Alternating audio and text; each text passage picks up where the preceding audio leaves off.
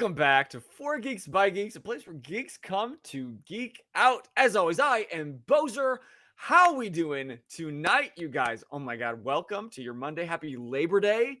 Thanks for tuning in on your holiday. I realized this was months ago when I scheduled my guest for tonight that this was Labor Day. And I was like, oh, maybe I should reschedule, but I didn't want to cancel her because this was too cool. And she seemed willing. So I was like, whatever, I'm not going to push my luck. I don't want to lose her to somebody cooler and more popular than us. But welcome. How you doing, you guys? It has been an incredible weekend for me. It's been just like geeking out central. On Saturday, I got to go to Bristol Renaissance Fair up in Kenosha, Wisconsin. On Sunday, I went to our local Comic-Con, Hall of Heroes Comic-Con, which last week, if you tuned in, you met the director of that Hall of Heroes Comic-Con and the Hall of Heroes Museum in Elkhart, Indiana, Alan Stewart. And honestly, I gained so much respect for him. And that's what I love about these Geek Out sessions is I just get to talk to all these people that probably have no business talking to me in the light of day. So we do it at night here in the secrecy of the internet on our corner of it. And I just have a great time. So let me know, how are you guys doing? I do want to know, what is your answer to the question of the day, which is, if you were a mystical creature, what would you be? And I guess that could be any gambit of things, the full amalgam of mythos and all that. Hey, John, thanks. Oh, thanks for the sub once again. Oh my God, 17 Evening, months. guys. Hello, welcome. 17 months. That is commitment, my guy. Thank you for the sub. Appreciate you as always. I think you're really gonna love our guest tonight, John, because you are really artsy and you are as well as Oceana. And honestly, I think we got some writers here tonight. So if we do, make sure you ask all the questions because she is going to have some great answers for you. But Alec would, of course, be a dragon. What kind of dragon? Would you be an ice-breathing dragon, a fire-breathing dragon, an acid-spitting dragon? Honestly, okay, let me think. I would probably be... What I'd want to say is I'd want to be a dragon, but I probably actually wouldn't be a dragon. I'd probably be something that scums like the bottom of a lake or something. But John would be a merfolk, would be cool. Ooh, so if you like mermaids, have I got an author for you? Honestly, a merfolk would be really cool. I could see myself being a merfolk, but flying has always been something that it's always my go-to answer when it's what's your superhero or what's your superhero power. Flying is always my go-to. So yeah, I'd probably be something with wings, probably a sprite, or I don't know. How does a nymph fall into that? Do they have wings? I don't know those answers, but I think I know somebody that does. Because if you guys have been following our story the last couple days, my guest is very special because not only is she just super cool and talented and a great human being, but she actually kind of fell into my lap because she found our channel first and she found our Instagram and she just started geeking out about all these things. And I'm like, oh my God, you are so cool. Oh, wait, you wrote a book? Oh my God, it's a whole series. Oh my God, you're a martial artist. And there's like this really great story behind how you blended all those things together. Will you please come on the show? And instantly she's like, hell yeah, just give me a day. And so we were able to pick down today. Oceana will be a water serpent like a naga. Okay. And Little Rascal will be a fairy. Welcome. Welcome, Little Rascal, to Four Geeks by Geeks. I'm excited for any of Danielle's hardcore fans to show up and geek out with her tonight with all of us. She needs some family to show up for her. But yeah, honestly, I'm like a little nervous. I think I'm talking a little fast just because I have such respect for what she does. And like, I'm just so excited. So, oh, I didn't realize that emoji. I did a winky face when I set up this Nightbot and I didn't realize it'd be a monkey. So that's cool. Anyway, sidetracked. Without any further ado, I won't keep you waiting for meeting the very cool, the very talented, my friend, Danielle M. Orsino. Blow it up, you guys. Hello. Hi. How are you? I'm great. How are I'm you doing so tonight? excited to be here. I'm so big. I'm gonna switch that so that we have some leeway and my face doesn't take up literally half the So screen. you can see my wings. Yes. So Danielle, who are you wearing tonight? Tell us, who's your designer? I'm actually, this was made for me from a fan, and I'm kind of giving you Aurora realness. I have my Aurora Crown, which was done by Enchanted Earth Co. Okay. Jamie actually made the crown for me. It's the Aurora Crown, and she sells it in her store now, which I think is super cool. She read the book, loved it, and we got in touch over Instagram. And so now she makes Aurora crowns complete with her Angelite disc. Oh my god. So I'm pretty psyched. And if all of you in the chat are like, what's an Angelite disc? Who's Aurora? Why does she Oh, have blue wings and red hair? Like, you're we gonna can know explain all of that. all of it. You're gonna know so much tonight, but not so much that you feel like you won't have to go get yourself a book and read it. So I'm just gonna plug it right now, right off the bat. If you are interested and you love what you hear, just use command book and it'll give you all the links to pick up your own copy, whether that's through Amazon or through Audible. I listened to it and I loved every minute of it. Thank Um, you. but yes, sorry, can you tell I'm like scatterbrained? I'm like nervous. No, I appreciate it so much. First of all, thank you. And I have to give you a little shout out on the side because this podcast, just leading up to it, you guys were probably the most professional one I've dealt with. I've had people leave me in a green room, forget about me, and literally not show up. I've gotten links that don't work. People who just didn't read the book, who I get on there and they're like, what's your book about again?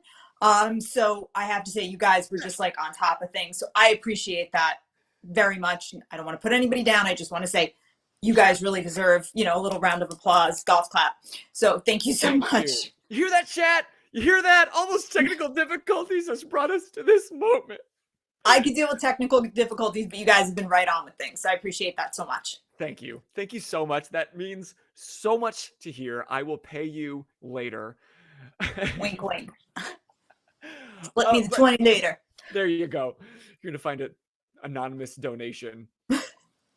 But right off the bat, before we really get to know all about you and how this book came to be, just give us your elevator pitch. What is Birth of the Fae Locked Out of Heaven about?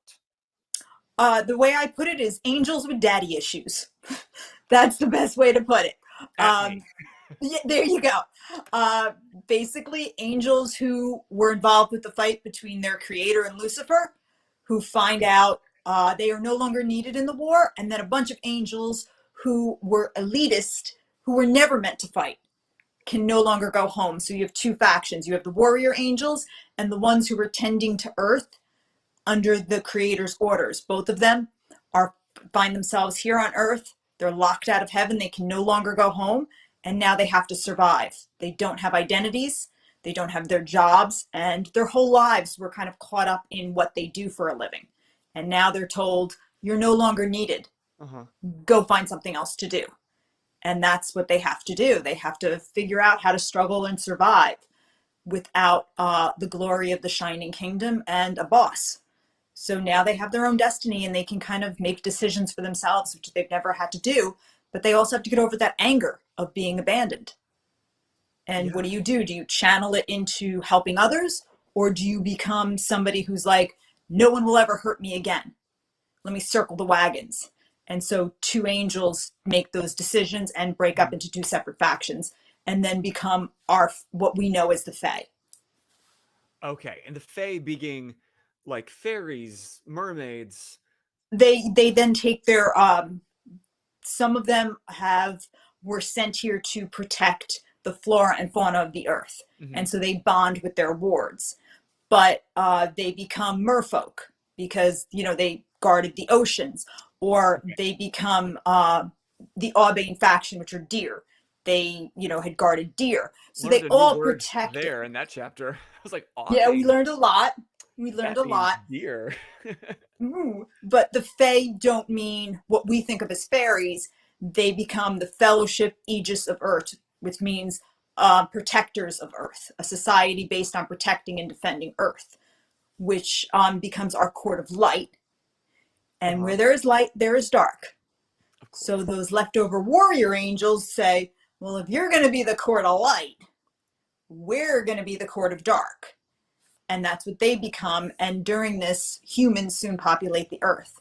And both factions of these groups figure out worship equals power. So the more we have worship from humans, it makes us more powerful. And eventually they think, nah, there's not enough power to go around. So we're going to consolidate. And we have our war between the court of light and court of dark and where that goes. That was a very concise.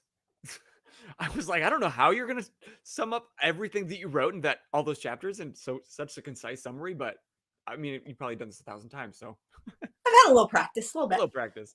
a little But practice here and there. I loved it. And if you guys are into fantasy, if you're into sci-fi, if you're into religion, this book has such a great way of blending it all together. And I just love the structures that you set up within each kingdom, or the court of dark and the court of light. Like, you put so much thought into even the magic and where that comes from and how that goes, and into like the military structures of the Power Brigade angels. Thank you. I wanted to make it attainable, because I'm a fan of fantasy. You know, I've always liked like the Mists of Avalon, things like that. Okay. But what I found is that it's always just magic just exists. You know, it's always kind of just there. It's only been recent that I've noticed in fantasy that we've kind of gotten into the explanations a little bit more. Yeah, you're right. But I wanted it to be felt and realistic. Like, okay, where does it really come from and things like that. So I wanted everybody to have their own society. I didn't know I was world building. Like if somebody said, oh, you're world building, I would have looked at him and been like, I'm doing what? Yeah, I'm not a classically trained author. So newsflash for everybody, if you want to learn how to write a book, I might not be the person to follow on this, but I'll tell you how I did it. And says the woman who wrote a book. Yeah, I didn't set out. You know, I just kind of was like, what do I wish was in there? And I read a lot of comic books. So I based it more on that than sitting down and thinking, when I read a fantasy book, I wish this was going on. I based it more on comic books because I think comic books flesh out things a little bit better. There's always an explanation. And then, yes, they do take that extra time. Yeah, I think there was a book that used to be called shorter. Yeah, there was a book called The Science of X-Men. Okay. That like got into exactly how like Cyclops' optic blasts work and how many calories he needed per day in order to actually work. And it was really cool. And I thought that's kind of where I want to go with stuff a little bit more. Like, why does it work? Instead of it just works because it's magic and that's it. Yeah. I wanted to give people a little bit more to go on, and that's where I started. Because like I said, I didn't set out one day and say, I'm going to be an author. Mm-hmm. This came from an IV room with a patient. That's where this started. This was not me sitting down being like, I'm going to be the next fantasy author. No, that was not me. Okay. So then let's rewind the clock a little bit before we get into all the greatness of the book in detail. How did this first begin? This idea for the Birth of the Fae? I was working as at a Lyme disease practice. So I was sticking people every day. Yeah. And they were getting these long treatments. The doctor I worked for was very aggressive. They were dripping IV these patients from either a half hour to 2 hours every single day, 7 days a week. Oh, wow. I worked Wednesdays as the sidekick for the doctor. And then I would work Saturday and Sunday and holidays, strictly IVs. So I was sticking these people Christmas morning, New Year's Day. I saw them, the same set of people. Mm-hmm. One patient in particular, who is one of my closest friends to this day, him and I started the same day. His first stick was me. My first day was with him. It was just very weird. And so he had been there. He moved up from Pennsylvania to Westchester County just to get treated. He was very sick. Wow. And after about 1.5 years, he left his job, he got leave, the whole thing. He made a deal with the doctor to return to work, and he would come back on Wednesdays, drip. So he would drive 5 hours, drip for 2, turn around and go home. And then he would come back and stay Friday, Saturday, Sunday, Monday, go home. I knew this wasn't going to last, but I let him think it would. After 3 weeks of this, he finally said to me one day, Danny, I can't do this anymore. I changed my schedule so I would stay a little later on Wednesday so I could see him. So he was sitting in the chair and he just said, I'm not going to do this anymore. I got to get back to work. Like, I got to get back to my life, whatever.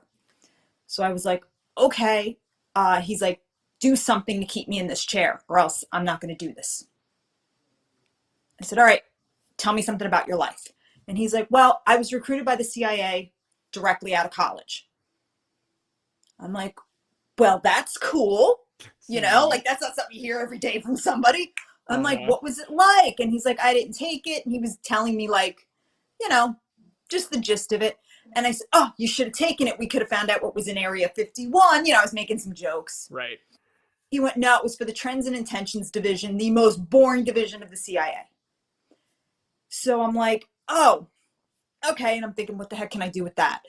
So I said, well, you big CIA dude, you know where Lime comes from. And he went, oh, Plum Island. He gave me all like the conspiracy theories. And I said, no. And to this day, I do not know what made me say this. The Fae. And he looked at me and he went, the what? And I was like, you know, fairies.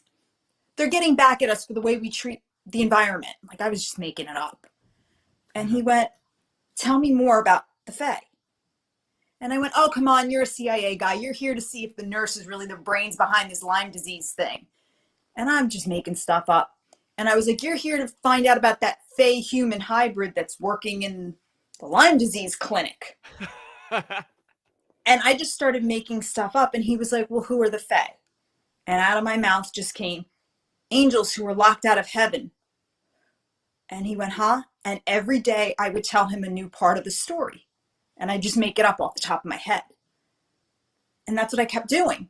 And no way. The doctor had like this big black Labrador. And so the dog walked in and I was like, oh, and the King of the Dark Fae had a black dragon. And the dog walked in and I would make something up. Yeah. And the story just kept going.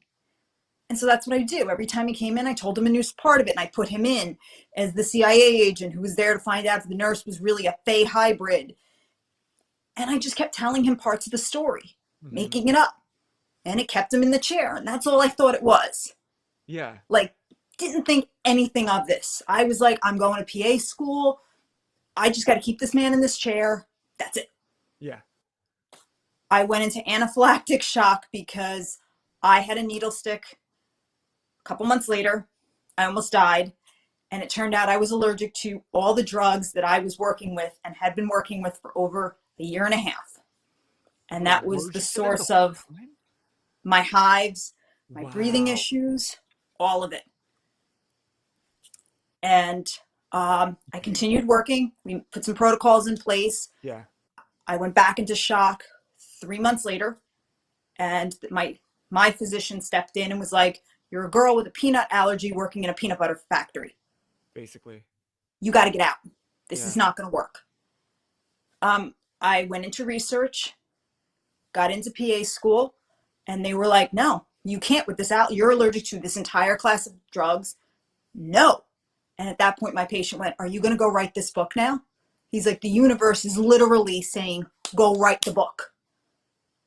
And I still fought it. I started writing it, but I was like, what am I going to do? I'm not an author. Started writing it. This isn't what I do. Yeah. I was like, I don't even know where to start. Yeah. Like, what do you...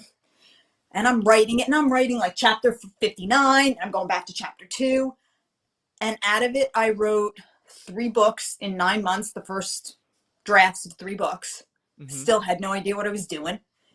I applied to another PA program that I got into, and then I got the first book picked up, and they told me, if your book comes out while you're in the program, you're actually in violation of your employer contract.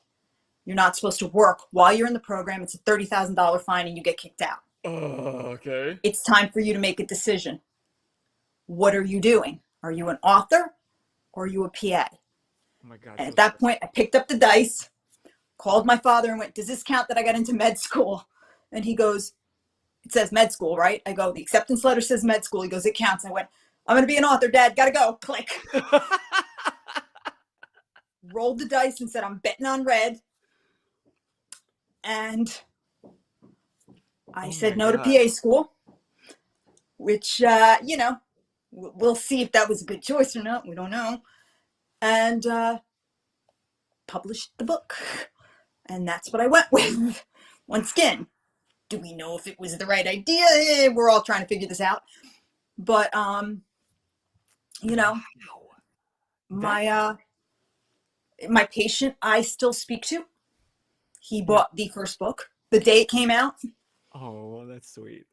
He better at that point. He got you to give up your entire livelihood, so he better at least pay the $11.99. He keeps joking. He's like, when does my literary persona come out? I'm like, you're later on in the series, dude. Agent Graham, we meet later. Yeah. I'm like, you know, you're going to have to hold off. I have to establish the world first. But I did not set out like, oh, I'm going to be an author. I had no idea what I was doing. So if anybody out there wants to know what not to do, totally call me. And I will tell you every mistake I made, because I made a lot of them. A lot of them. We all do. I got every scam, every swindle. Trust me, they got me. Yeah. But eventually you figure it out. Yeah. But no, I had no idea. I mean, I would write chapters and I hand wrote everything. First of all, I hand wrote it. I mean, who the hell hand writes? I still hand write. You had like a notebook or journal? Yeah, I had journals, and I would sit there and hand write it. I mean, Jarbok was originally named Farjuk. It's just that when I got to the computer, my dyslexia kicked in and he became Jarvok. I mean, that's what happened. It was like I went in with something else, and you know, it was like little things like that happened. I would listen. I would lay in bed, replay a chapter in my head like it was a TV show. Yeah. And if I got bored, I'm like, hell, my reader's going to get bored and rewind it. And then I'd sit there with a notepad on the side and be like, okay, I got to get rid of that. They're never going to like that, you know, and keep going. But half the characters in the book are people I know. Hoggle is my father. The metal gnome is my dad. My dad races motorcycles. Oh, okay. I was like, crap. Pop quiz. Who's Hoggle? Who's Hoggle? Come on. Yeah, that's my dad. My dad is a salty motorcycle guy who, you know, I grew up in his auto body shop. Yeah. Marco's my uncle, because out of all my uncles, he was the only one my dad could stand to work with. So, you know, Hoggle's apprentice, that's Marco's my Uncle Ronnie. Wait, who's the shitty fae on the council that's just like against everything Aurora wants to do? Okay, the bishops, I'll tell you something funny. When I was in Taekwondo, I had the head of our whole organization was Mr. Bishop, and he hated my guts. So the bishops are Mr. Bishop. You know, all of them. It's not that deep. You know what I mean? The bishops are Mr. Bishop. Bishop hated my guts, and everything I did, he was always circumventing me in some way, shape, or form. So the bishops are all Mr. Bishop. Uh-huh. That's really, Aurora. Yeah, that's really, like I said, not that deep. But you know, Serena, Lady Serena the mermaid, is my best friend from high school. I could be driving a car off a cliff and she would be cheering like, you're doing so good. This is such a great idea. That she'd be clapping the entire time. The line, you had me at we shouldn't be doing this. We broke into a water park we were 20 years old. It was next to a bar. Who puts a water park next to a bar? It's a dumb idea right there. It's a dumb idea. They want to get the insurance money? It's a bad idea. And literally, we had two friends with us, and we're staring up at this big water slide. And I went, you know, we shouldn't be doing this. And she stopped me, and she went, you had me. We shouldn't be doing this. Let's go. And I was like, everybody needs a friend like her. Yep. And that was it. And I told her, I said, you're Lady Serena. Everybody needs a Lady Serena. So everybody in the book is somebody I know, because to me, writing is just, whether you're writing in the fantasy world or a mystery, it's all interpersonal dynamics. If you're throwing a plasma ball at them or not, it doesn't matter. Anybody can do it. It's just taking it, you know, into that. I'm falling in love with your story more and more. Like I read like the press kit that you sent, and I'm like, oh yeah, that's cute. But like to hear it really, what it really looked like, I'm just getting such an appreciation. And I just admire you for, you don't Oh, sugarcoat it. You're like putting it straight out there. Like, yeah, I wrote a book, and it's doing well. It's widely loved. Like you're thank over you. 10,000 followers on Instagram because you have your own little Fae army or Fae corps because they just love you and what you're doing. My Fae friends, they've been very good. It's been well received. I'm happy. We are doing, before the end of the podcast, I do have a little exclusive that I will give to you guys for our second edition. I left my first publisher, who was wonderful. Icon was great, but they'd never done a fiction book. They'd only done nonfiction. We were the Okay. first fiction. And then I've moved to Four Horsemen, which I find so apropos that I'm with somebody called the Four Horsemen, all things considered. Yeah.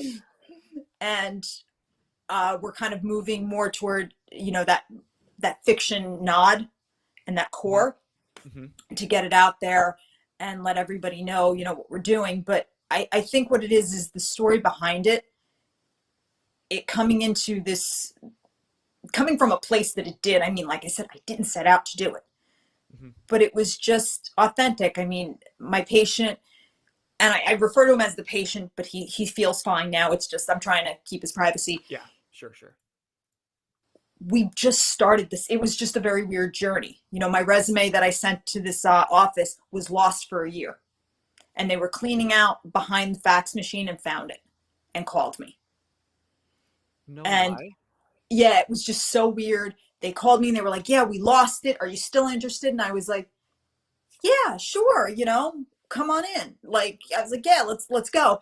And he literally had his consultation the day they called me. And then his first day of dripping was my first day. We just walked this path together, and it was just really weird. It just seems, It like was, whatever you believe in, it feels like things are yes, falling in alignment for it was. this We path. joke, because I always say his only his only flaw is that he's a Ravens fan.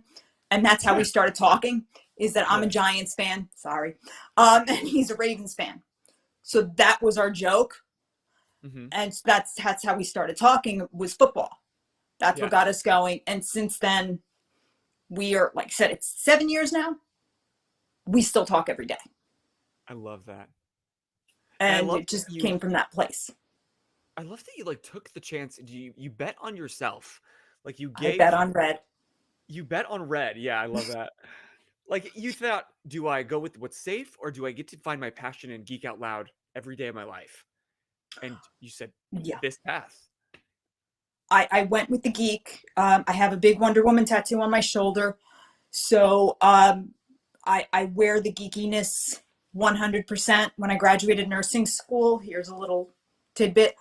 I made my nursing uniform, because we all had to wear one. Yeah. And I modeled it after Wonder Woman's nursing uniform in one of the comic books. Oh, really? Yeah, and my teacher wanted to kill me because I brought it in. And I was like, can I wear this? And I showed her it was a comic of Wonder Woman in a full nursing uniform, because Wonder Woman was a nurse. And she just looked at me and she went, Danielle, I don't really care. She's like, 'cause you're not going to let this go. And I went, no, I'm not. I was like, it's technically a nursing uniform. She went, fine, wear it. She's like, I don't care. Wear it. She's like, just go. Just wear it. So I graduated in full Wonder Woman nursing gear even. So I geeked out on every level. I even, did that. So, if you're going to do it, you might as well go balls to the wall. Right. And I would wear my Wonder Woman bracelets when I was having a bad day, even at this Lyme clinic. I would wear my bracelets underneath my scrubs. You're so cute. Just to like give me that I can get through this Juice. moment. Yeah. Yes. Guys, like just let me know what you're hearing from Danielle, all the gold that she's dropping. Like tell us. Yeah, John says that is awesome. I love that. Like this is what this channel was born from, is you geek out loud, your people find you. And it's Yes. really, you can hide the things you're passionate about. You can hide that part of you for fear of judgment, or you can just be yourself, geek out loud to the fullest extent. And the people that don't like it will stop caring. The people that will love it will just flock to you, like you have found on your social media. So I just want to kind of take a stroll down your Please. Instagram, if you'll allow me. Oh, Um, please. and there's a lot of great tidbits from the book that you can kind of talk about as we go. Sound good? That sounds great. Okay. So how long ago did you first write Birth of the Fae? It's been the first draft, which nobody wants to read. Was probably about I kind of do actually. 5 years ago. Okay. Yeah. So in 5 years, this thing has blown up, and it just recently got an audiobook, right? Yes, the audiobook came out. It's almost a month. It's super fresh. Yes. That's the only reason it took me so long to get to you, because they're just waiting, so I didn't have to actually read anything. I always wanted an audiobook because I'm an audiobook fan myself. Hell yeah. You can just burn through them. It's so much easier. Yes, I love them. Totally in there. But you kind of mix in your love of cosplay into your book. And so a lot of times you cosplay a lot of the characters, right? I did. I just felt like as an author, it helped me because I realized some of the costumes were totally ridiculous. Yeah. Some of them have to work. That picture in particular is Aurora, which we did for a shoot coming up with Fae magazine and some other things. A fan, actually, Rainbow Corsetry, did that corset. It's from the book. You'll see it, I think, in book 2 or 3, which was, Rainbow Corsetry is awesome. But I realized playing the characters, you kind of get a feel for what they're like. Mm-hmm. But I also realized, some of the costumes, like when I write them, totally ridiculous. Like it doesn't work. And that did help me as a writer. You telling me this crown doesn't work? This works on believe it or not, the crown doesn't work. Miss G Designs did a beautiful crown, but no, Serena cannot swim in the crown. But every girl, every gal should wear a crown and deserves a crown. But when it's 90 degrees, that crown melts. But did you make that? No, this was done by Miss G Designs. Okay. From Instagram. Phenomenal. Mer Taylor did the tail, but all the crystal work on the tail, I did. Nice. And then my makeup artist, Denise Apostle, did the makeup, the wig. She painted me up with fishnet. So we put a fishnet on my arm, and then she dabbed that all to give that water appearance. Totally works. That is so great. So this book has everything from fairies, from mermaids, to the Will of the Wisp. I love this picture. I love that you've animated all of these too. Yes. Now I'm just going to picture all the characters in the book as you. Just different versions of you. You know what? At the time, I was trying to figure out what actually works and what these characters would look like. And somebody made the comment of, "Oh, it's so vain for you to do it." I'm like, do you know how much models cost? Yeah. I'm like, it's really expensive. If you can get in these costumes, it's just a lot easier. It's not a matter of like, oh, you're cute. It's just like, you got to get it done. And so, bitch, I'll do what I want. Yeah, sometimes you just got to work it. Because then you also have some very powerful and more dark characters. Like you have the Power Brigade Angels. Just for a second, you go in length in the book, which I was just like drooling over. I'm like, I can't believe she put so much thought into all the mechanics of what it is to be a Power Brigade Angel. But maybe the Spark Notes version, can you tell us what a Power Brigade Angel is in the book? A Power Brigade Angel is the lowest faction of angels that there can be. They are the foot soldiers to your archangels because, let's face it, your archangel is not going to go do the fighting. Okay. They're the generals. So your Power Brigade Angels are your foot soldiers.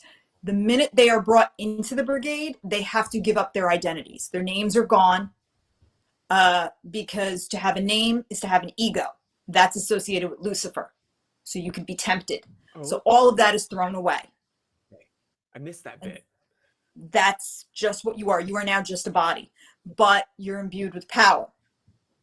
So you have an celestial blade that's put into your right inner arm, and what that can do is your aura charges it. So your blade is always with you. Mm-hmm. But So cool. I just pictured like, especially as they gained worship from the humans, this like this huge, massive like anime yes, style blade coming out of yes, the arm. It was so cool. yes. So there's a lot to it, but eventually they start figuring out when they're locked out, Mm-hmm. they want their identities back. They want a name again.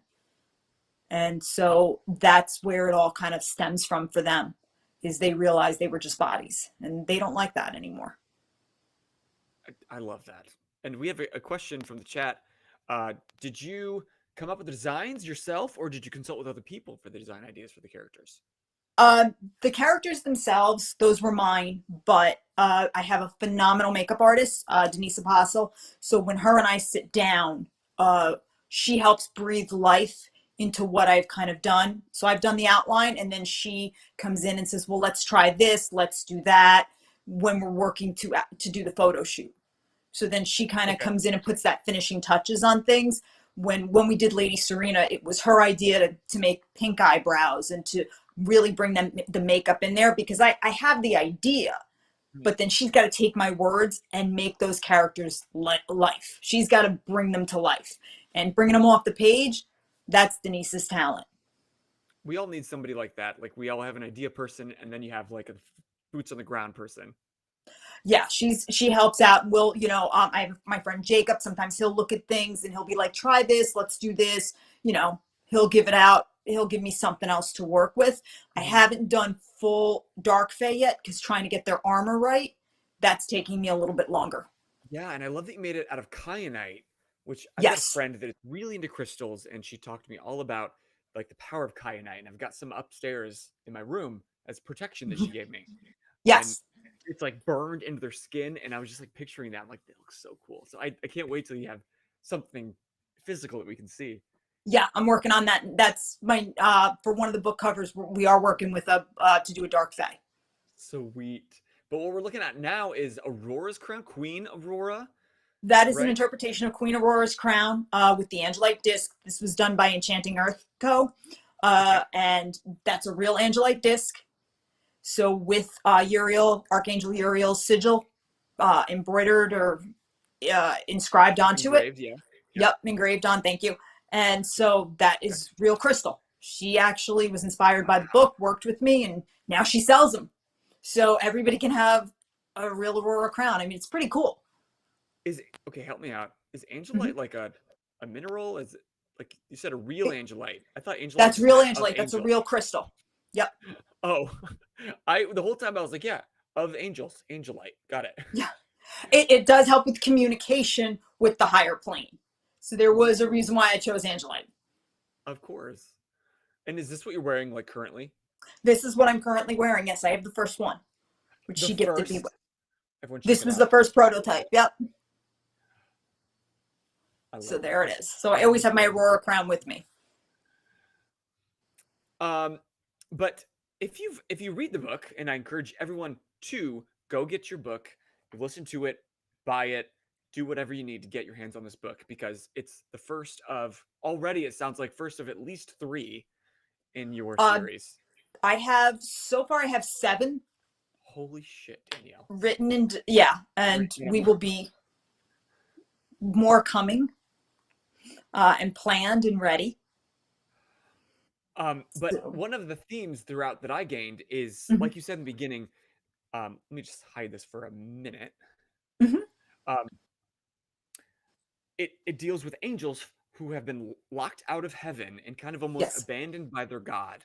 And they kind of lose that faith, and they realize that the God and of the head of the Shining Kingdom maybe isn't as all powerful, all loving, all knowing as they were led to believe. And I really latched onto that conversation between, who was it? It was Aurora and who was she talking to? Where she was, or no, it wasn't Aurora. Who was it? Are you? I think you're thinking of Zion and Asa, Empathy for the Devil. Yes. And yes. It was 2 Power Brigade angels who were thinking, yes, you know what, maybe this God that we followed isn't better than even the Lucifer that we fought, because at least Yes. Lucifer brought demons back to hell with him, and God abandoned us. Right. Yes. That was that's one of the many chapters that got me in trouble on my blasphemy list. I'm on 2 now, so I Ooh. feel like I've made it in some capacity. I think you But have. you know, what the hell do I know? You know, I didn't. It's funny because I didn't set out to trigger anybody, Sure. but of course I've done that. You know, the whole point was to start a conversation. I can't say I even started. You know, I didn't go set out like I'm going to start a conversation about religion. I grew up in a very Catholic household. I went to CCD every weekend. I've taken the sacraments. I've done all that, but I've always been curious about religion, because to me, a God that takes attendance baffled me a little bit. You know, like, why could I only speak in church, and why could he only hear me, and why do I have to be there? This You one know, I've read the Bible. week. Yeah. Yeah, I was always a little bit like, wow, this is kind of weird. So I would go to Bible study groups and I would listen. But in 7th grade, and my friend Jen was with me, before confirmation, they made us read a book called Purgatory. And the cover, I will never forget, was orange with a black window and a white hand reaching through it. And it made you calculate your venial sins. And it was for every venial sin you burned 7 years in the white fire. You cannot give a 7th grader this formula and expect us not to do it. Right. So I sat in the back of the classroom and calculated how many years at that point by 7th grade I was going to burn in the white fire of purgatory. I was going to be in purgatory for well over 5,000 years. So at this point, I was like, we're all going to hell in a handbasket. And I stood up in the middle of class and I was like, and I remember Jen was right next to me laughing her ass off.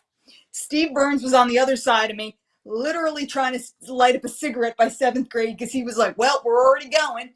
And poor Don Dingy, who like was still mad at me because I wouldn't kiss him in 6th grade because my dad told me my tongue was going to turn a color, was like back in there going, well, if you're going to hell, we're all going.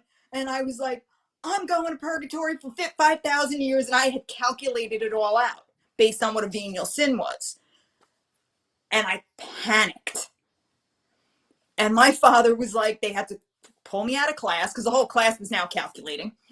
And my father walks in, who's a super Catholic man, and was like, why would you give this to my daughter of all people? And they were like, she caused a revolt in there. And he was like, of course she did. Have you met her? He was like, yeah. Like, this was the wrong kid to give this to. Right. And I was like, am I in trouble? He's like, no. They shouldn't have given you this book, whatever. You're still making confirmation. You're fine. Don't worry about it. Talk to God. And I'm like, apparently I can only talk to him in church. Like, he doesn't hear me. And he's like, he's around. And I was so thrown off by this that I kept reading. And I kept researching other religions, whatever. And so my friend would go to Reborn Again church. And I didn't understand that. So I'm like, okay. And she had a cute guy in her youth group. I'll tell you, to be honest, that's the only reason why I went. Nope. Kenny Parsons was his name. He was a wrestler. So I went to her. Yeah. Hi, Kenny. I know you're watching right now. Yeah. You know, I followed to that one. And I went to that church one day. And I think it was some stupid thing where it was like, close your eyes. If you want a better relationship with God, raise your hand. Classic. I'm the idiot who raises their hand. Well, sure. I should have kept my eyes open. Because then they're like, my child, come to the altar. And I look around and I'm like, oh, crap. I'm the only one with their hand up, their hand up. And shit. I go walking up to the altar and a bunch of people follow me and they all got their hand on my shoulder. And I'm like, oh, God. And they're asking me a bunch of questions. I'm like, yeah. Because I'm like, just say yes and get your butt out of here. So at the end of it, they look at me and they go, your name is now in the book of life. And in front of the entire church, I go, am I still Catholic? Because if not, my dad's going to kill me. Because that was all I could think to say. Because I was like, I'm in 7th grade. Like, right. And they were like, you are reborn again. And I'm like, am I still 12? What does this mean? Right. I start over. Am I 1? Yeah, like I don't, And so a 12-year-old, you're born again. And they walked me out, drove me home, and the whole time I'm like, I can't tell my father, he'll kill me. And I get home and I tell him, and my dad's like, what? And he's like, you're making confirmation in May, kid. Like, that's, just stop. He's like, stop looking into everything, read the Bible, whatever. And so religion has always been this nebulous thing. Mm-hmm. So when I did the book, I started researching things. I found out that, yes, there were virtue angels. That in Catholicism, that part is true. The rest of it I made up. I didn't set out to insult anybody. I didn't intend to spark all these debates, but that chapter in particular you're referring to, where Zion and Asa are talking and saying, well, gee, we got locked out by our creator who we gave all this to. And Lucifer took his horde back and protected them. Yeah. Have we been told the right thing? Sparked this whole blasphemy debate. And then, like I said, I find myself on 2 blasphemy lists. I've got a group petitioning the Vatican to have the book removed. And I'm sitting here going, you know, it's a fiction book, right? Like, flag on the play, people. We understand this is a fiction book, that I just used angels as my basis. And I just retold the origin of the Fae. This is as far as it went. But people are real funny about this stuff, you know? When you touch the religious button, the crazies come out. I get threatened on Instagram weekly. The best one I get is, can we have your home address so we can send you this book about God because we feel you're mad at him? So my new response, because I used to ignore it, but that didn't work. So my new response is, Lucifer has not told me what realm of hell we're building our castle when we marry, but as soon as he does, I will let you know. That's brilliant. That's where I got to go with it now. Yeah. Because I was getting literally people saying, you need to read this book about why are you mad at God, or you need healing, you need, you know, an exorcism. I mean, the stuff I was getting was so crazy that I'm like, you guys realize it's a book, right? Like, I understand the Fae didn't part the Red Sea. I get that. Like, I understand. Which is in the book, by the way. My God, I loved that part. Which is in the book. But yeah, it's a part. And now I joke and I'm like, wait till you get later on in the series, because I got a whole chapter called Religulous now where I'm just poking that snake. Honestly, I'm more excited. By the time I got to the end, I thought I saw where you're going with this, because I'm like, why are they fighting out in some random desert around the Red Sea? And you said the Red Sea, and I was like, oh, okay, whatever. But then you brought it to that, and I was like, oh, hell yeah. Yeah, I went right in. For this. Oh, I went right in. I was like, yeah, here we go. Yeah. Because honestly, okay, spoiler alert, read the book, but Queen Aurora, Queen of the Fae, actually is the one who parts the Red Sea, and God takes credit for it. But the very start of the book, I learned that it was about angels, and my cackles raised, because I come from my own deep-seated, like, from youth, raised in the church, recently, like, really? Why? What? Can you answer this? No? Oh, it's bullshit? Cool, got it. Let's live our lives. And so instantly I'm like, oh, okay, I hope this isn't a religious book. And then the more I read it, I was like, oh, it is not a religious book. No, it's not. She and I are going to be best friends. I go right in because I think there's just, and this is why I've made some enemy. I mean, I've literally had people drop off book tours after the first chapter. Jeez. They have just been like, I cannot read this book. I've had podcasters cancel me and then literally block me on Instagram. You don't need them. And I'm just like, I kind of laugh because I'm like, look, you go on, Fox News still has Democrats on it, and MSNBC has Republicans. Like, you still have to get the other side of things. Yeah. So hear me out. There's a moth flying around my head. Maybe it's a pixie. You know. Sorry, I just killed it. You know, it's kind of, I see it as both sides. I've had people say the book is too violent. But I always joke, I'm not a young adult book. Right. I'm totally not. I say it. I've had people say, there's no romance. I'm like, these angels have been locked out of heaven, have to start a new life. No, Aurora does not have time to date. Oh, she got shit to do. She got to start her life over. Exactly. Run a You know, planet, people. just because they're fae doesn't mean they're looking for love. They got stuff to do. My girl's, she got a kingdom to rule. Yeah. Jarbok's hell-bent on destruction. He ain't looking for a chick. So, you know, I'm just like, I just don't have time. But when they threaten me, I just look and I laugh. And once again, I tell them the same thing. Please direct all questions to my husband, Lucifer.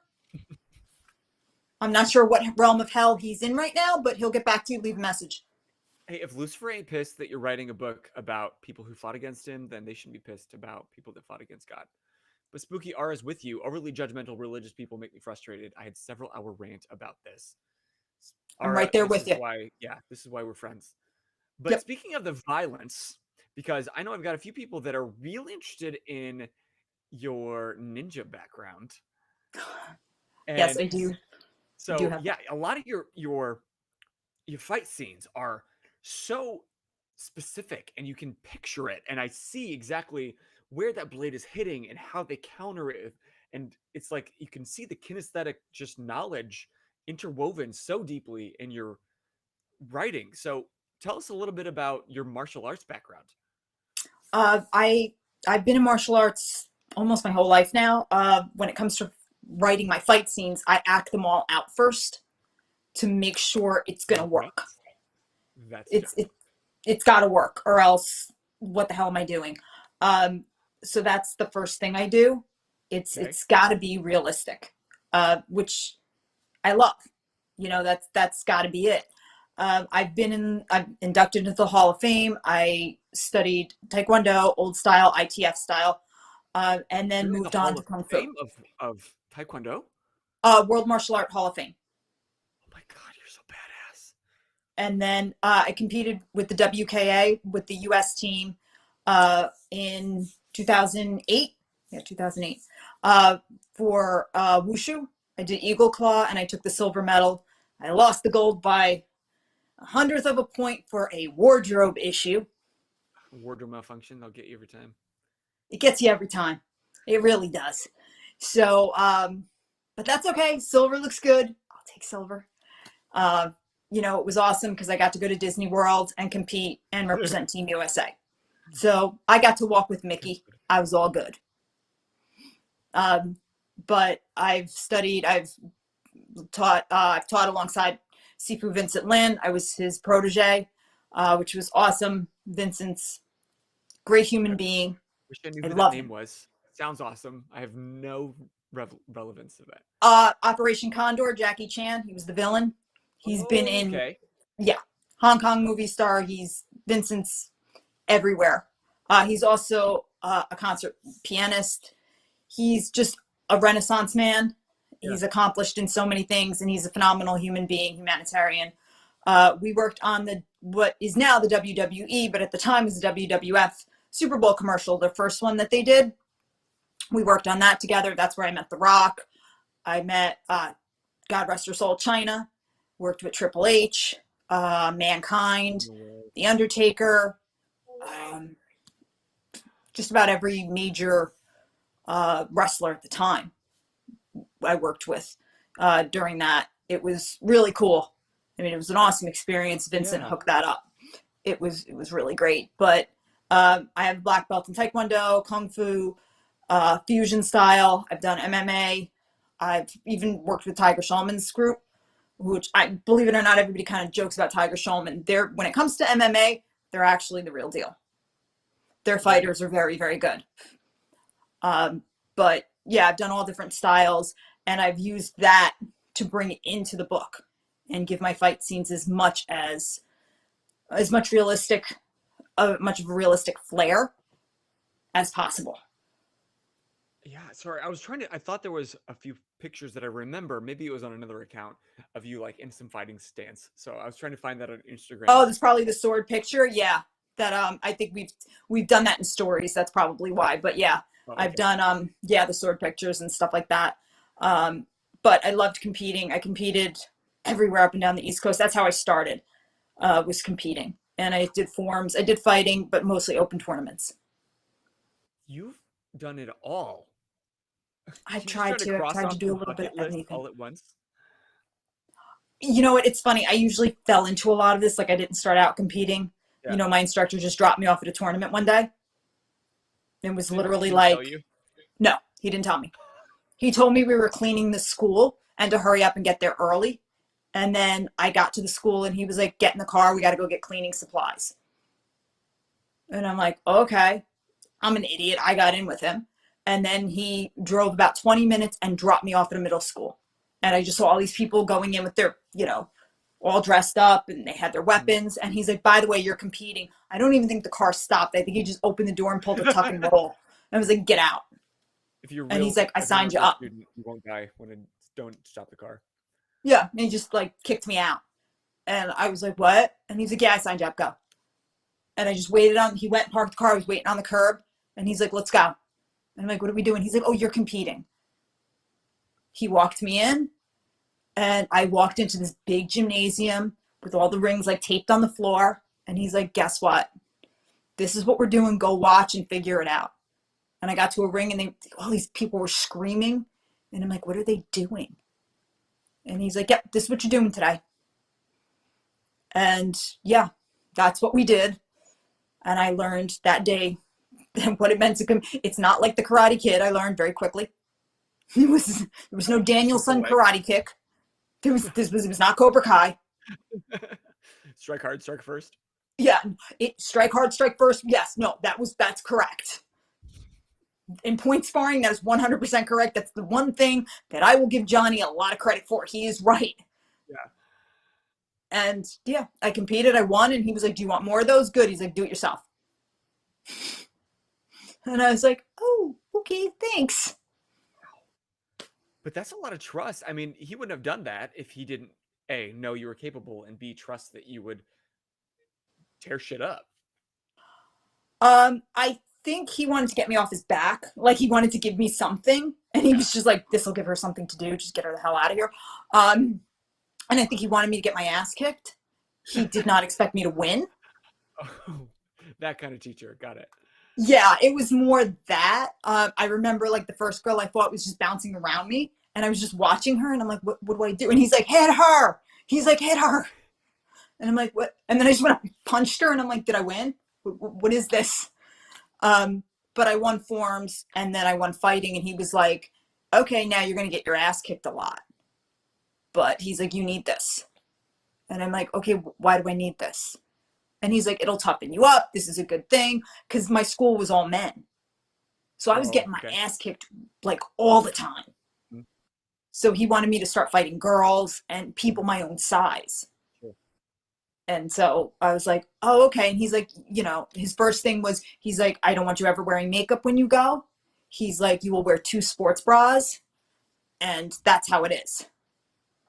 And I'm like, oh, all right. Like there was no half shirt, nothing. He's like, I don't want anybody to ever say you're a girl. And I'm like, okay, that's how he ran it. Jeez. Like the respect level for you is like increasing, like 1+ experience every time you open your mouth. So it's just like through the roof now. It is, in fact, you are the coolest person I know. Sorry to all the people in the chat that are my friends. But I think you have a new follower by Troy Bushido. He said, damn, that's extensive when you were listing off all that training that you have. Oh, thank you, Troy. And this guy knows it because he's got his own fitness program. I was going to say, I see Bushido in there, so I know. Yeah, he gets it. And he was actually our first guest here on the Geek Out Sesh. So I love that he tunes in. He was excited. He doesn't know you. He's never read your book. Sorry, I'm outing you, Troy. But he saw what you do. And he's like, oh, tomorrow's going to be the best guest we've ever had. Thank you. He just knew it. So he tuned in just for you. Thank you so much, Troy. I appreciate it. Can you speak to Spooky Aura says, bless your soul, because getting hit in the titty sucks? Getting kicked between the legs as a girl sucks. Let me tell you something. I have been kicked there. It has brought me to my knees. Low blow. Many times. Many times. People don't chamber. Or you hold your leg up in a round kick chamber because you hit somebody in the head and you hold it there. Yeah, yeah. I had a guy bring his knee up right between the legs. Oh my gosh. Tears. I can only imagine. I know that just because it's not quite the same down there doesn't mean it doesn't hurt. Oh, it hurts. I mean, getting kicked anywhere sensitive hurts. It hurts. When a guy knees you there, oh yeah. And yeah. And He I, says I it's can still remember it. like mini childbirth. Yep. So, it all rounds out in the end. Well, you guys, honestly, if you're not convinced yet about how cool Danielle is and why you should go buy her book, then I don't know what you're still doing here. Get out, because she's so cool and her book is, it's literally, I wouldn't say this if I didn't actually believe it. I loved the book. Thank you Um so much. really. I really It's appreciate that. and I can't wait to see where the story continues to go, especially for being like your first book. It wasn't your first draft, I'm positive, but it was your No, first book, right? this was my first book. We are coming out with a second edition since I've moved to the Four Horsemen. Uh, and that will have a new prologue, which we might see a new side of Lucifer with it. Yeah, I'd love to hear his side. Yeah. So we might get a little glimpse of Lucifer and what we won't see the exact cause of all of this, but we will possibly see a glimpse of what happened to start the war. Yeah. Yeah. So we will see that. And then book 2 is already on its way. It's Birth of the Fae, Thine Eyes of Mercy. And this will take us into what has happened with the war. It's going to fast forward a little bit into the war between the Court of Light and the Court of Dark. Yes, what's happened between their war, where Jarvok's head is at, King Jarvok, what exactly he's thinking about. Should he end the war? Should he not? He thought this was going to be a quick war. But also the prologues will now be told from Lucifer's point of view. Love that. So Lucifer is on the board. Lucifer has never left the board. He's always been there. So you'll kind of get that play. And then we have a new enemy. While the Fae have been sitting here toiling in war, humanity's been evolving. Yeah. So we also have different religions. It's been this pagan thing, but Christianity's been evolving as well. So what happens when the creator becomes the star of his religion? I'd get ready for more hate mail from even more religions. Oh, I'm sure they're gonna hate me. But we're just gonna go with it. Whatever. Just roll with it. What am I gonna do? So, but they will have a new enemy in humanity. Monarchs in Europe have started to grow, and I'm gonna investigate or expand a little bit upon Queen Mary the First. Ooh, okay. Because everybody always plays King Henry or Queen Elizabeth, but what happened to Queen Mary? So I'm gonna stay with that aspect a little bit. Bringing history aspects into this already well-rounded, well-balanced universe you're creating.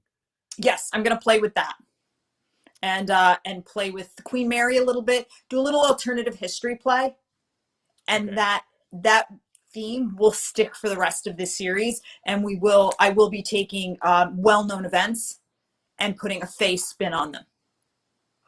I can't wait. And Oceana says, I understand if you can't tell us, but will the next books have audiobooks, or is that still in the pipeline? Yes, I'm going to be sticking with audiobooks. I love what Skyboat Media did for the first one. So I'd like to be sticking with Skyboat Media because I think they just did a phenomenal job bringing especially Jarvok and Aurora to life. I liked the idea of the 2 narrators, the male and the female. I loved that. Yeah, I really like that personally. So I plan on sticking with that and keeping it going. So the next book, I believe the plan is to release book 2 later in the fall, but just for you. Just for you guys. We have the cover of book 1, the new one. I hope you can see that. There it is. My God, that's you. That is me in my cosplay glory. Guys, you're looking at the first FGBG exclusive that's ever Yep. happened. There it is. Oh, wow. That I is like that you chose Raycor. the title, Locked Out of Heaven, Birth of the Fae, Book 1, rather Yep. than Birth of the Fae, Locked Out of Heaven. And what's So dragon is that behind you? that is Raycor, the acid breather. Zion's go-to, right? Yes, you got it. Haha, see, I read it. I swear I did. Or there it is. Arrows So right. that I was didn't your read it. I listened to it. The Four Horsemen publications have decided that since I'm a cosplayer, from now on the book covers will be all cosplay covers. That is so cool. Way to bring cosplay to the forefront. But why did you choose Serena the mermaid, like the Aurora's best friend, as the cosplay cover rather than Aurora? Well, because Serena to me is the one that stands out in book 1. She's the ride or die girl. Mm-hmm. So I felt that she should really be the one to kind of star in book 1. Okay. She's cheering her on. Yeah. So it's, as much as it's an origin story for Jarvok and Aurora, Serena kind of kicks it all off because she is the first one to meet Jarvok. And she's the one who tells him, you're not just a lowly Power Angel. Mm-hmm. So I felt that she should really be the one to star on book 1. Okay. I'm all about everything you're doing, Danielle. I think Thank this you. is incredible. And if you guys are resonating with what she's doing, you can use Command Fae, and you can follow her on Instagram and continue the journey. You can use Command Book, and you can go buy yourself a book, support her that way. Or if you just want to hang out with her, just hit her up on Instagram, because like I just love that you've really become a strong part of our community here at FGBG. I love like waking up in the morning and I just see like you've reacted to some stupid shit we put on the story, but like you're just geeking out with us, and that's what we all need sometimes. I think we all need a little geekiness. I think geeks are great. We're all, I'm a geek at heart. It doesn't, I've been to Comic-Con so much and done all that at the end of the day, I think I always joke, geeks, we smell our own. We know who the real geeks are and who's just jumping on the bandwagon. Mm-hmm. So, I just think what I've noticed is that the geek community, the cosplay community, were the first ones to support me. And so I always want to acknowledge it and give back. And for me, my biggest dream for this is to one day see a bunch of cosplayers dressed as Jarvok and Aurora. Like that's, people are like, what do you want? You want a movie or this? And I'm like, no, I want a cosplay calendar of a bunch of people dressed up as the Fae. And that's what I want. Oh my God. What would you do if you walked into a con and you saw an Aurora walk up to you? I would die. I would like, that would be it. I'd be like, okay, I'm done. Like my dream is done. Even when people are like, don't you want a movie? I'm like, no, I want an anime. Hell like, yeah. That was my first response. This needs an anime. 100%. I want a Birth of the Fae anime. Don't get me wrong. Movie's nice and all, but no, I want an anime. Like that's more my thing. You know what I'm saying? Like I want a graphic novel. Yeah. That's where I want to go with it. I want that kind of stuff. That's my geekiness. Like I'm thinking, yeah, I want, Image Comics to give me a buzz, and I want Todd McFarlane to be like, yeah, we're going to do a statue of Aurora and Jarvok, Yeah. Like that's the stuff. I want to go to Comic-Con and be like, yeah, that's my booth over there. Yeah. This is my panel. This is my autograph. Excuse me. I want to explain to people how you make a fire-breathing dragon and it's not just magic. Mm-hmm. That's the stuff I wanted. Like, I want to talk to people about that and not just be like, oh no, it's just magic. No, like that's not like, let's get down to how do you make it fly? What do you do? Because I think that's the stuff you're into. It's not just, it's not just expected of us. Like, we're just not going to, geeks are smart. Like, we get it. We're going to call you out. How did this really happen?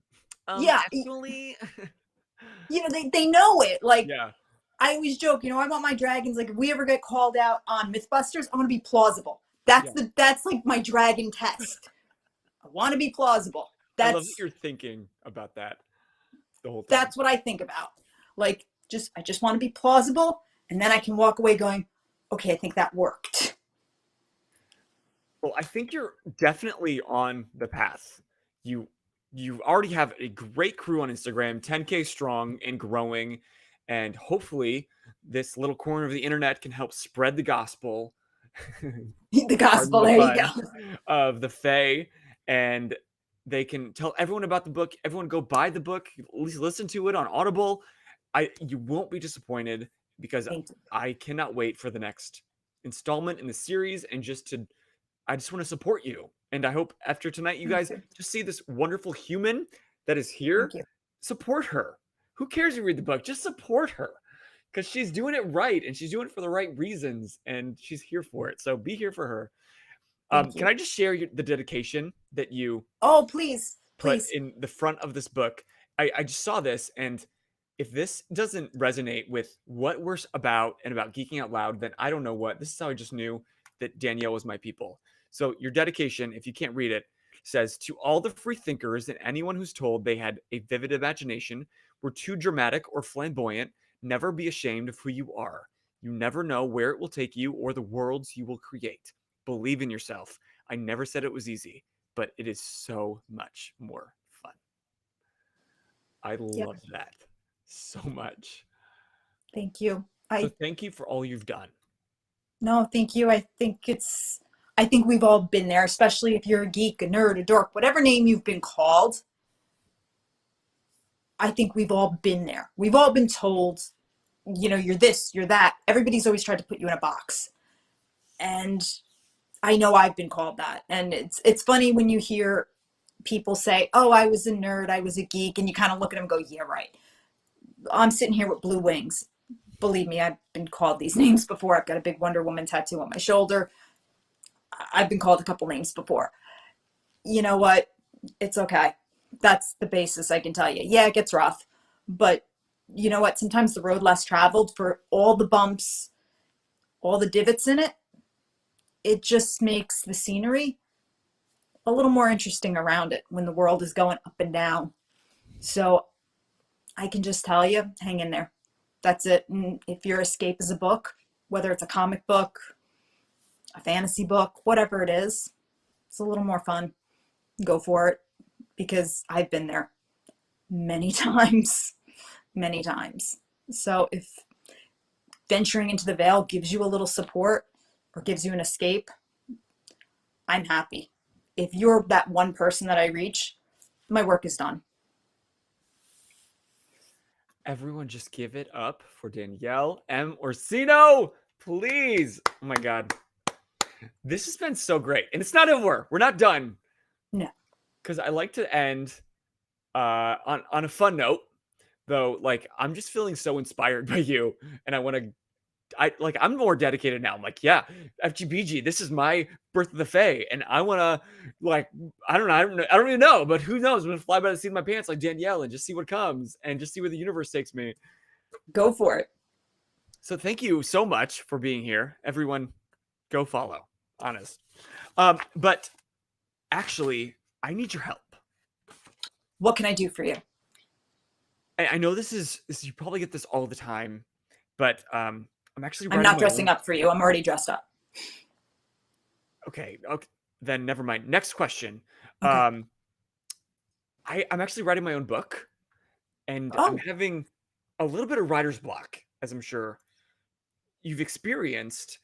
So I have like the base of what I want to say, but I just need a little help with the mechanics of it. Would you mind just giving your authoritative advice to help me write my book? Sure. And chat, feel free. I think I might need your help too, because make it a group effort. Yeah, let's just. I'm collaborative. I like to bring people in. Cool. So okay, this is chapter 1. I immediately ran into trouble in chapter 1. But I need like a mystical creature. Like, give me a mystical creature. Unicorn. Oh my God, unicorn. I don't know why I didn't think of that. That's exactly what I needed. Okay. So then I also need, give me an adjective. Oh, flashy. Okay. And I guess what I need is just like any noun. A person, a place, a thing. Well, maybe not a place, more like a person or a thing. Let's see. Why don't you put yourself in there? Oh, just like you did. You brought your real life into. Yes. Oh Yeah. my God. I never even thought of that. I didn't think that was allowed. Oh, I'm going to put Boser. Okay. yeah. Boser. Okay. Thank Uh-huh. you. I need one more adjective. Let's see. What's your favorite color? I guess blue. Let's go with blue. Okay. Blue. Okay. Oh my God. This chapter's coming to life, you guys. Is it? Okay. It is. It literally is. I need a location. Well, does it have to be a real location, or can we just not. like, We're just creating. We're vibing here. okay. Why don't you put him in the Vale? Put him in the Epican Forest. In the Vale. And I don't know how to spell Epican, so I'm going to say Vale. Okay, let's just go with the Vale. Yeah, okay. Let's keep this simple. Okay. I need another describing word, description. Chat, you're not helping. You're not helping at all. Come on. Yeah, chat. we might have to get to the chat. I mean, I don't want to hog it all up. I mean, you are the expert. You're the pro. None of us have published a book. I like the idea of a rainbow tail. Ooh, a rainbow tailed.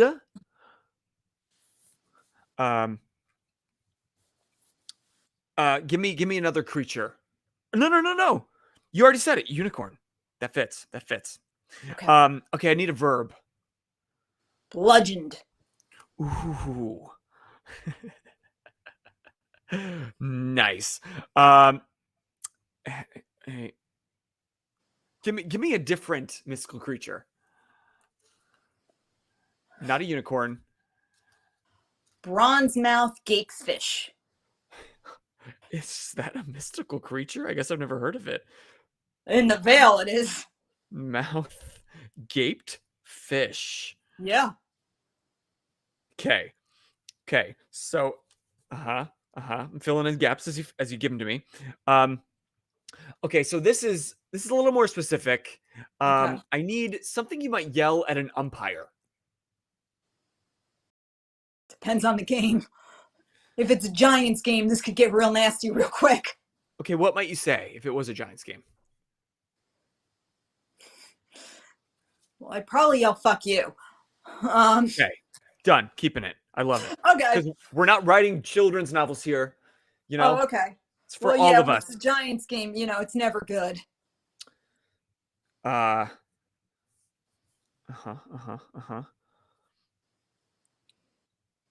Wait, I think I might have crossed some things. Anyway, it doesn't matter. Now I need something that you might hear at a doctor's office or from a doctor. Where's the syringe? I've heard that more times than I like to admit. Do you know the other day I'm positive. That's funny. For those following my scar journey, they did 15 stitches and they only found 14. So in your professional opinion, what happens to that 15th one? It fell out. It fell out? You think so? Yeah, they can fall out like that. Okay. Let's cross our fingers. You're okay. Thanks. This is where I get my medical. This is where you get your medical. Yeah. Yeah. That's good. Let's have ex-nurses on the stream. I need another description. We're almost done with this chapter 1. Another description. Why don't you go? I think the chat might have a couple things because so far they've had some good ones with "you're not the father" and "you're positive." You're positive. Sorry, I wrote it down. You're not the father. I need a description, chat. Did it dissolve? Because there are dissolving stitches. They are nylon, so I don't think they dissolve. No. But give me an adjective, any sort of adjective. And then while they're giving me an adjective, Dissolving. Dissolving. There you go. Dissolving. And then I need a verb. Any verb, action word. We already used bludgeoning. Yeah, we did. So you could use slicing. I love that the only verbs come to mind are killing. Sorry. Striking. Yeah, I know. You can see where my head's at today. It's because I didn't go to boxing. Ooh, you need to let your aggression out somehow. Yeah. Okay, so wait, let me do a quick proofread. Yeah.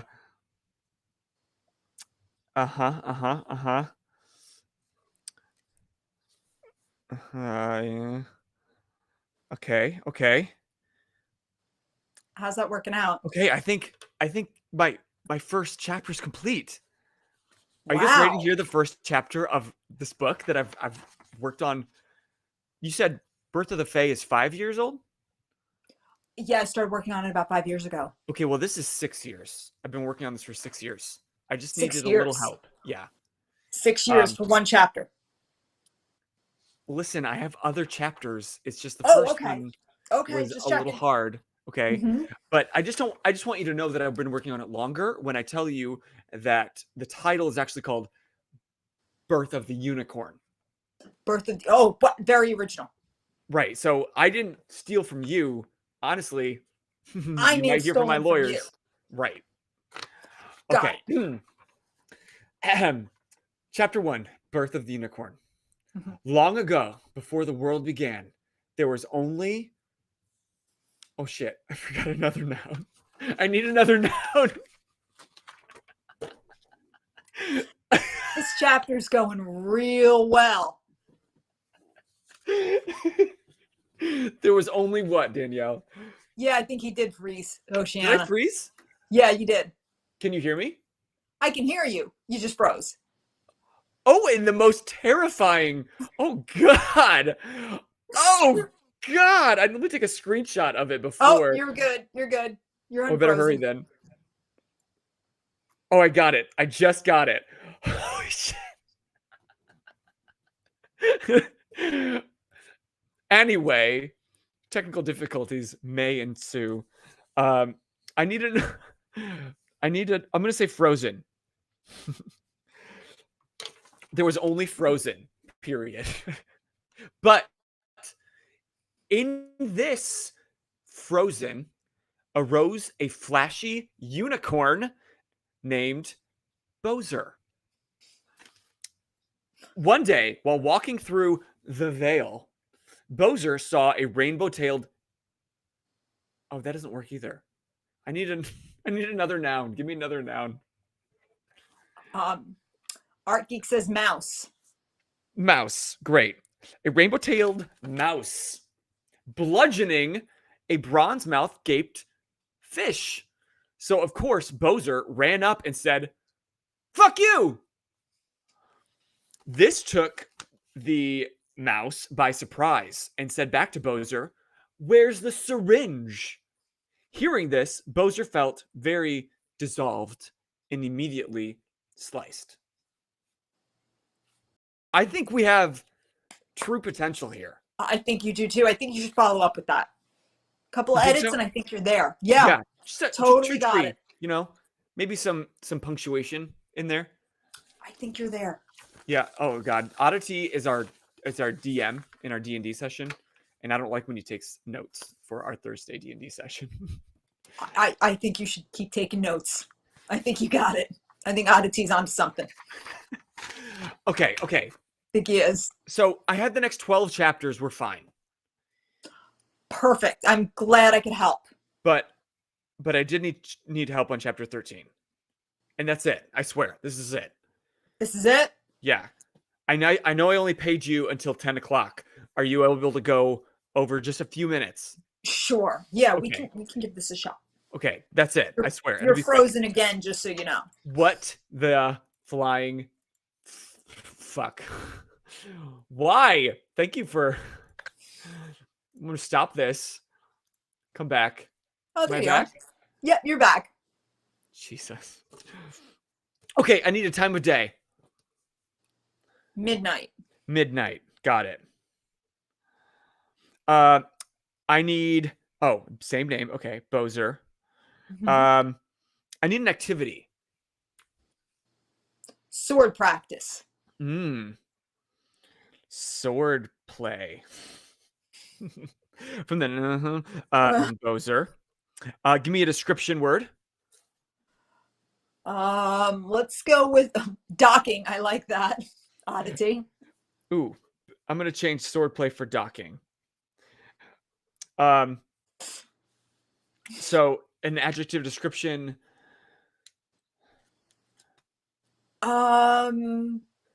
Like rainbow. I'm sensing a theme here. This is really great.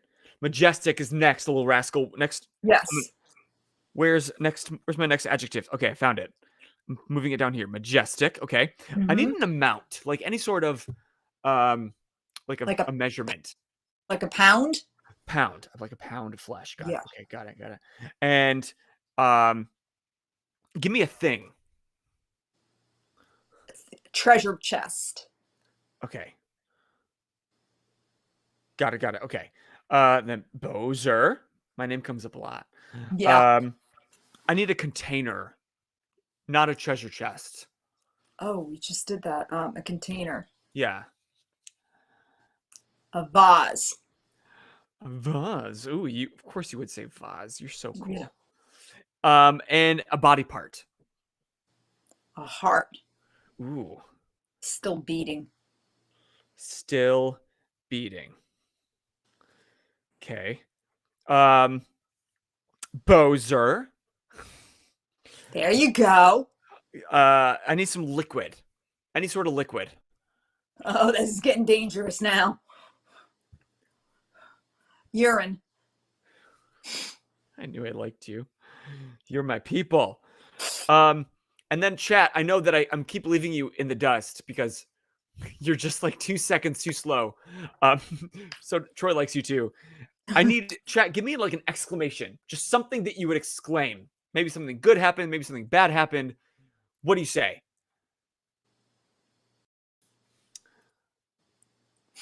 Bourbon. Ow. Great. Ow. Okay, perfect. Give me another location. Let's see. A rundown bar. A rundown bar. And I don't mean to like, speed you along, but my deadline was 5 minutes ago for my publisher. So I kind of need to get them these pages. Oh, okay. All right. We'll be a little quicker. Yeah, Got it. It's not on you. No problem. It's really my fault, but it's now your problem. I need a noun. I see a dumpster. There we go. That works. Dumpster. Dumpster works. I like that. Okay. I need another adjective. Seller. Another Iridescent. adjective. I see one up in the chat. Iridescent. That's a great word. Yep. And a person. So any kind of person, a kind of person, and maybe. Kind of person. A vagabond. Ooh. Very fitting. That sounds magical and mystique. Centaur. Another location. God, I guess location and I are just not. It's not my strong suit. Loch Ness. Loch Ness. Love it. And okay. Oddly specific, but what's like a noise that you would hear in the bathroom, or noises you would hear in the bathroom?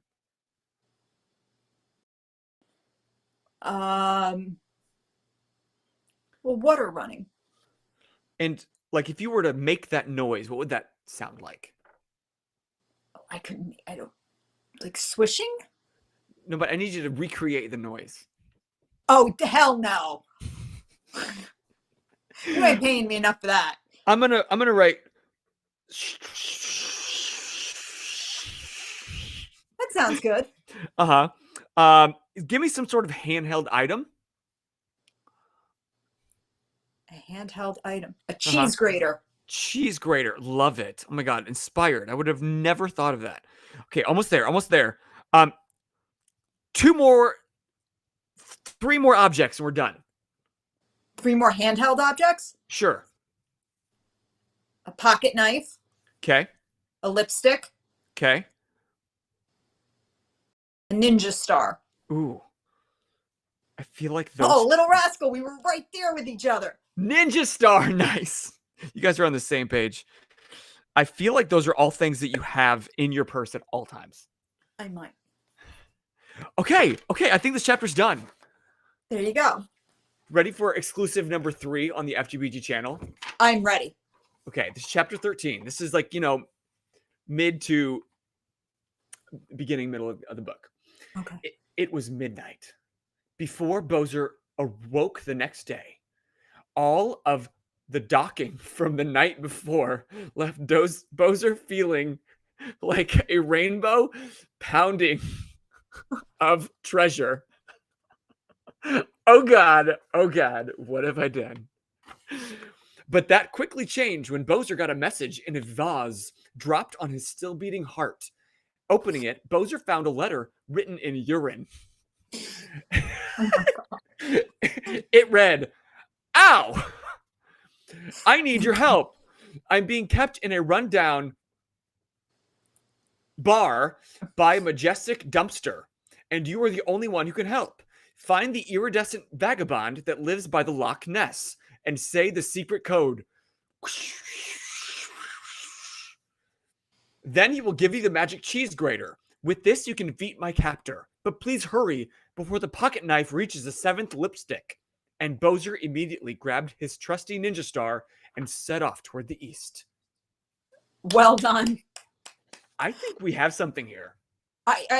You know what? You definitely got something. You know what? It's right there. I don't mean to toot my own horn, but I think toot. You should be interviewing me about my book. You know what? I'm gonna say what the Fae say, and that is chaos be with you. Chaos be with you. My friend sang that, and he's an opera singer. That caught me off guard. I was like, oh, there's music too. Yes, there is. I had an opera singer do that, damn it. There you pull out all the stops. I don't play around. But your book is right there. It's on that same level. I think so. I think this is more of a fever dream than a fantasy. Shut up, John. You don't know true talent when you see it, clearly. But that trusty ninja star came in for the win. You and the little rascal. I agree, rascal. Totally. But Danielle, honestly, thank you for indulging me in my chaos and coming on the show tonight just sharing your story and your journey. Thank you so much. I appreciate it. Anybody out there who's looking to buy the book, if you don't see the hardcover paperback for sale on Amazon, it just means the 2nd edition is on its way out. So just hang in there, and I'd say check in on the audiobook, and then check on Instagram, and you'll know when the 2nd edition will be available. So, if you don't see it, like I said, go with the audiobook, because the audiobook is totally worth it. I know some people aren't audiobook fans, but this one with the 2 narrators definitely is worth it. This has been so much fun. Like, I didn't want to stop talking, honestly, but in respect of your time and all the time that you've spent enough with me, I can probably give you a couple more minutes. If you want to go a couple more minutes, I can give you a couple more minutes, but those couple minutes are just for me. Then the chat doesn't get them. We get to talk after. That's fine. But I appreciate it. Chat, if you have anything gratitude to show for Danielle, now is the time. And also, if you have a raid that you would like us to send this great little group to next, put them below. Otherwise, I'm going to send them to one of my main squeezes, Crash Cosplay. But yeah, I don't know what to say other than thank you. Thank you so much. I really appreciated this. I would love to come back and talk more cosplay, or when the next major trailer comes out, we could totally dissect it, because God knows we're all waiting for DC fandom and getting a look at the new Aquaman. Hell yeah, I saw that black suit. All for it. Oh, the stealth suit? I'm in for it. I'm thinking that because we're getting the stealth suit, maybe are we getting Hook Hand, or are we getting Aqualad? Ooh, she's a true fan. You can tell. I'm kind of thinking, because that's in that same realm during that time. So I'm wondering, and we're also supposed to get the Batman trailer with fandom. So I'm like kind of ready to break that down a little bit. So I'm here for all of that right now. I'm waiting for DC to kind of catch up to Marvel, but we all know that ain't gonna happen. They got 10 years behind. You know what? After what they did with Cavill, and we know Gal's on her last leg. Yeah, what are we gonna get? Who knows? But I'm kind of psyched to see where things go. Black Adam is really what I'm waiting for. Hell yes, all for it. Hydro Hand could be a possibility. I'm looking at I'm looking at that, John, too. I think Black Adam is going to be the major jump for this. So I think that's it. And I would love to be getting a Blade update anytime. And then I've heard, we've all heard the rumors on Spider-Man. I'd like some confirmation. Are we getting Andrew? Are we getting Toby? Like, what's the deal? I think we're getting all three. I really do. I think we're getting all three. I think we're getting all three. I think it would be a nice blend. So I'm here for it. Yes. I'm totally here for it. I liked Andrew as Spider, as my Peter Parker. I thought he was a great Peter Parker. Too. I really did too. I really liked him as Peter. I thought he played it off well. I just think it was a storyline that did him in with Gwen, but I thought he was a good Peter Parker. And I know there's like some debate on that. I know. But for DC fandom, I want to see some Flash updates because I am all about Michael Keaton coming back. I am so in on Keaton coming back as Batman, and hearing that he's coming back for the Batgirl. Yeah. That would be amazing. My mind was like blown on that. I was like, and we're getting him. So I just want to see how this whole thing's going to fit in. But, I just want to see what DC's really going to do. I think Flashpoint's going to be a big retcon on a lot of different things. And I sat for the Snyder Cut. Did you really? I sat for it twice. I just sat for we all sat for the last couple minutes of Jared. Who did not want to see him look at Bruce and say his lines? I mean, Granted, I wanted to hear him say "in a society," but I got it. It was, I just want to see him, and now I want them to release the Ayer cut. I do want to see it. Ooh, I didn't know there was another cut that we haven't seen. The Ayer cut for Suicide Squad, there's talk of it being released. I mean, I saw the Suicide Squad. I liked it.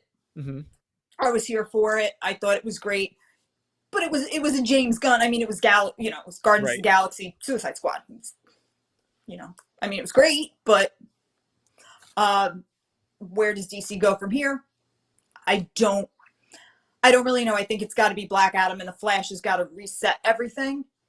The Batman, to me, it's over here. It's a different. I mean, how many Batmans can we have? I really want to see Deathstroke and Ben Affleck go at it. Oh yeah, that would be a good fight. That's what I want to see. That's the movie I'm waiting on. Once I saw Joe Manganiello dressed up as Deathstroke, I was like, yeah, I'm in on this. Give me this and give me Affleck, and now we can definitely talk. I don't need Jesse Eisenberg as Lex anymore. I'm sorry for anybody out there that is a Lex. I'm sorry, but to me, his Lex was the Riddler on Adderall or needing to take Adderall. Yeah, he would have been a great Riddler. If you told me that's who he was, I would have been like, oh, I totally get it now. Like, that made sense to me. That was not Lex. Lex is supposed to be like, I don't want to mess with him. He's like the smooth, suave businessman. I was watching him going, is this the Riddler trying to be Lex? That's what I thought. Like, if he had gotten into the chopper in Batman versus Superman and Joker was waiting in that chopper with him, I would have been like, this totally makes sense now. Cool. But what the hell was that? Poor thought out. They're just not thinking ahead like Marvel is. I just don't believe they are. I think sometimes they cast ahead of it and they're not looking at the script enough. I think Jesse Eisenberg's a great actor, but once again, that was Edward Nygma. That's who that was. If you had put all of that, taken LexCorp out and just made it Nygma, I would have went, not bad. It wasn't, I could even have dealt with the Martha scene. I even could have dealt with that. But if I recasted the movie today, he would have been the Riddler. And I'm sorry, Amy Adams, out. Anne Hathaway in as Lois Lane. Hell yeah. I'm here for it. She would have been great. Right off the top, I would have. She probably couldn't ever now because she did Catwoman. Nah, I don't even. Catwoman. Let's not even go there with that. Just stop me. Just don't know. I Well, would throw her clearly, in. we could geek out Oh, I for could geek out all hours, day on the movies. All day. and hopefully we'll have you back.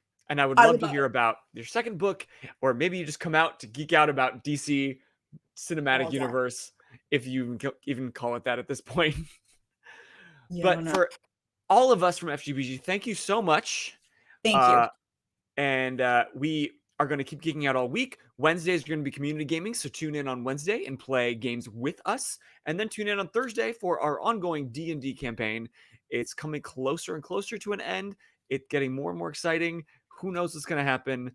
I don't. Only T knows. But until next time, I am Boser. Introduce yourself once more. Danielle M. Orsino, author of Birth of the Fae. And you guys just keep geeking out. Thanks Good so much, night. guys.